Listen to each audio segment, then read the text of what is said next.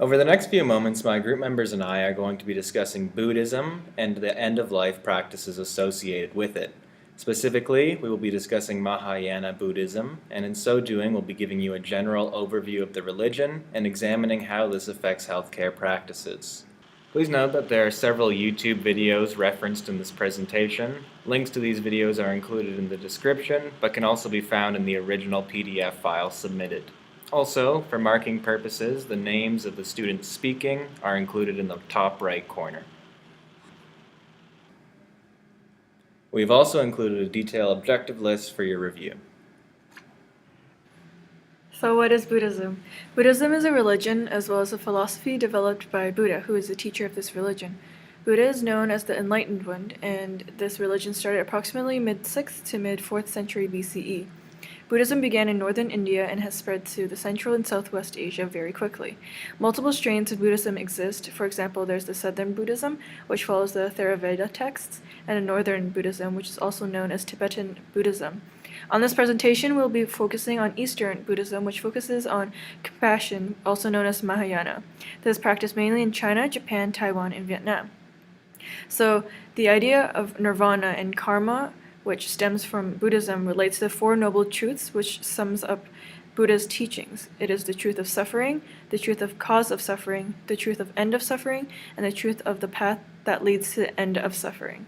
The final truth is the idea as to how the Eightfold Path, also known as the Middle Way, is developed. The Eightfold Path is a set of principles which Buddha followed in order to achieve enlightenment.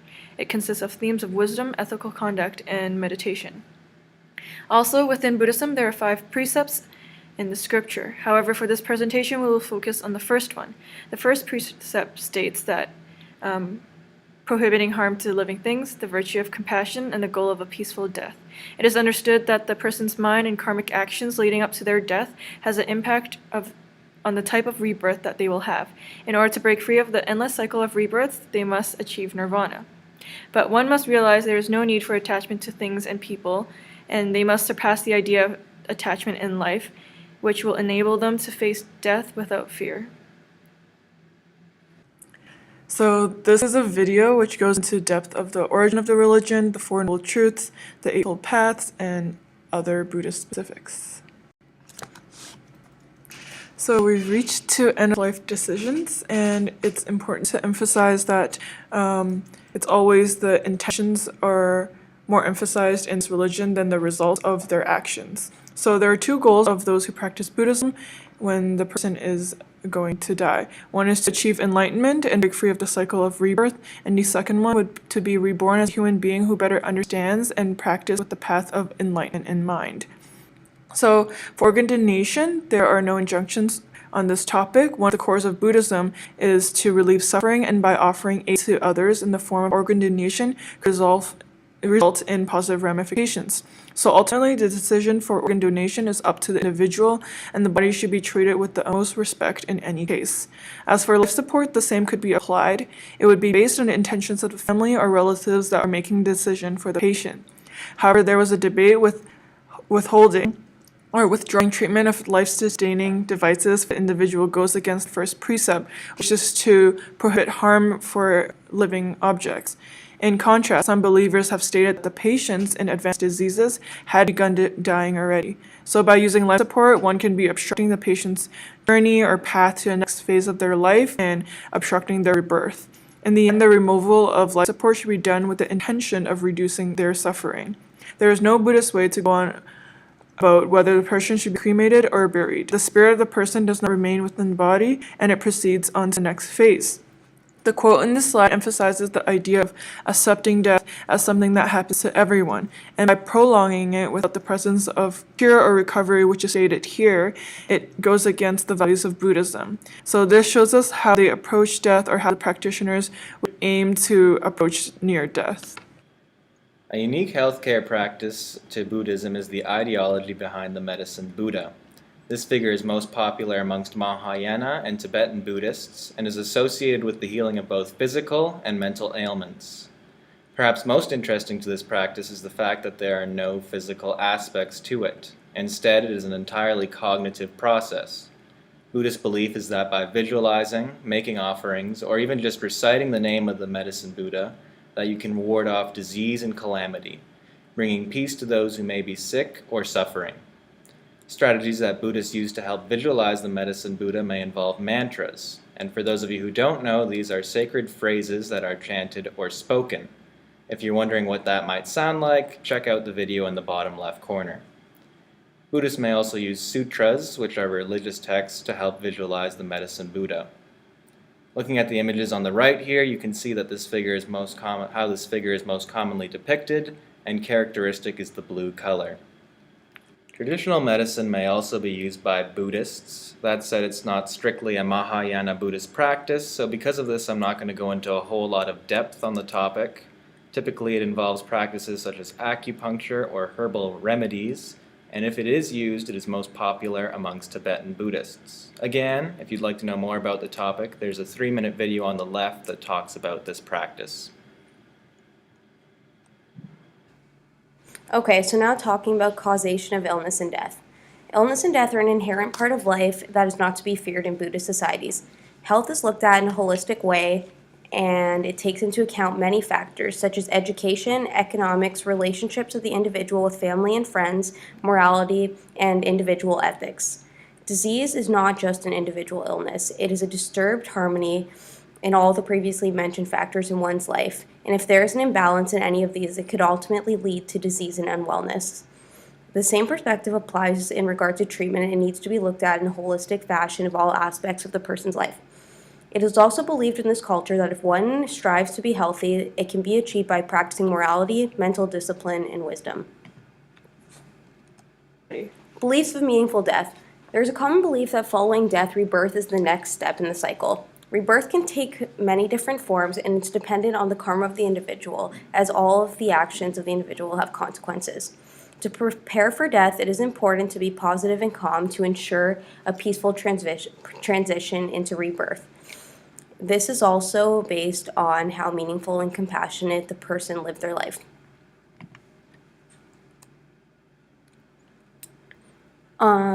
Traditionally, at the time of death, a nun or monk is present, and they are there to read prayers which are often chanted around the deathbed. At the same time, it is very important to have funerary rites read by the nun or monk. A rite is a religious ceremony, and this is a very important one as it is the last ritual the individual will be a part of before rebirth takes place. It is believed that death is a natural part of life that leads to rebirth and reaching nirvana. As previously mentioned, nirvana is enlightenment and thought to be the goal of Buddhism, and to be a release from all negatives and sufferings in life. Some even believe it to be a type of superexistence. Next, we'll be talking about the cultural communication strategies. Keep in mind, many of these strategies can be applied across a multitude of cultures. First of all, it's important to understand that the Chinese won't expect you to understand their cultural ways. However, they will be open to share these details with you at any time. It's important to respect the fact that traditional Chinese are much more sensitive than Westerners. Being rejected or being told no publicly is embarrassing. Therefore, it is ideal to deliver bad news in private, where a sensitive matter is not open to the public. Second, the concept of mutual trust is very important. In Chinese culture, there's a great deal of importance in developing trust with family, partners, employees, and healthcare providers. Having said that, sensing a lack of trust, despite you using kind words, will likely offend the traditional Chinese. Third, seniority comes with an added authority. Elders and those of higher positions or ranking are shown much more respect. Being patient is also very important. Going layer by layer to understand their perspective in a conversation will allow time to develop mutual trust. There are some key communication strategies that can be applied in most healthcare consultations, irrespective of the patient's cultural background. Many of these are especially important when interpreters are needed to translate details between the HCP and patient. First of all, it's very important to maintain eye contact at all times. This lets the patient know that key information is being shared with them directly. It also creates an environment of trust and clarity. Next, it's important to show that you are open-minded and aware of the cultural differences that exist.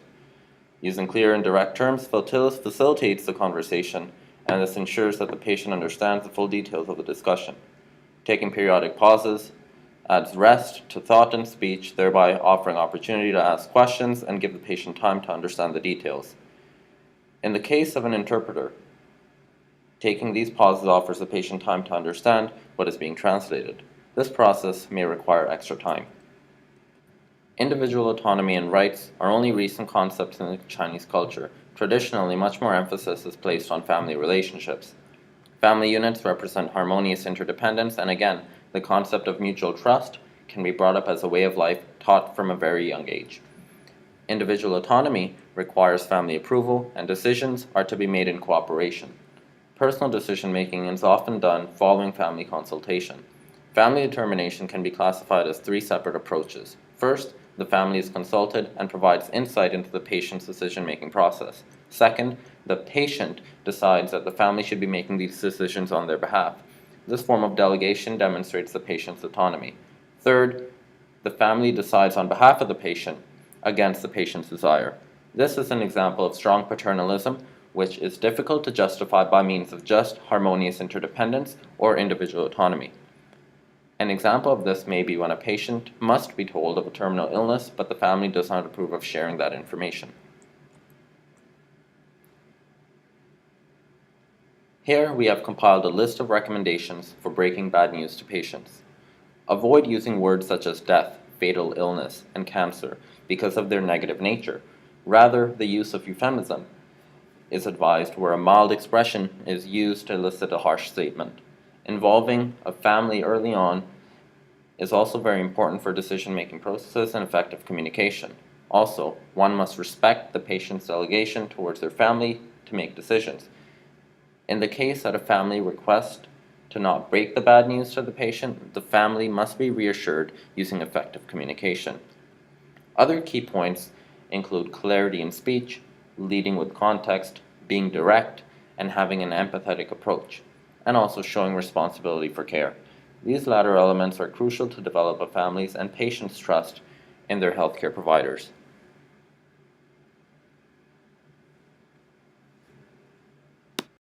To conclude, we're going to be reviewing some possible implications that Buddhist culture may have on clinical practice. For example, in the medical setting, particularly in a palliative one, it is not uncommon for physicians to offer their patients pain medication.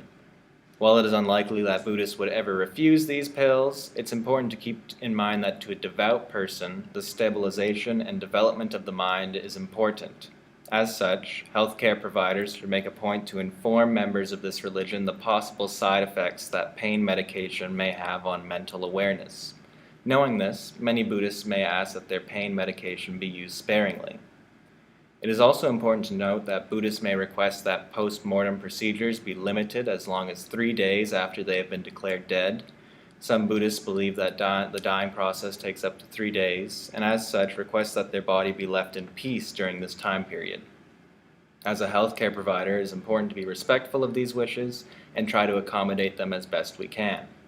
Note that this practice also has implications for organ donations, which need to take place immediately after death. For this reason, you don't see very many Buddhist donors. In the palliative care setting, there may also come a time when it's necessary to talk about the end-of-life choices. During this conversation, it's important to keep in mind that Buddhists live their lives trying to follow several precepts or rules. One of these indicates the importance of not taking life. As such, these individuals may be opposed to euthanasia and abortion practices. Recognizing this, while it's important to give a patient all their options, physician-assisted death should be addressed with care. In regards to religious practice, this will likely only be an issue for Buddhists remaining in the hospital for an extended period of time. These individuals may request times where they are left alone so they can meditate, or may even ask that an image of Buddha be brought to them. When doing this, it's important to keep in mind that depending on the Buddhist school of thought, there are different images of Buddha, so make sure you ask the patient before you do this.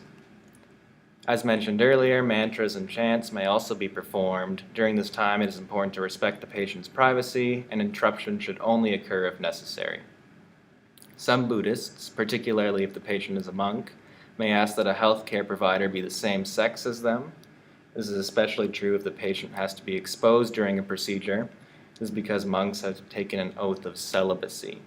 Lastly, while it is not typically a concern for Mahayana Buddhists, it is still worthwhile to ask if the patient has been using traditional or herbal remedies.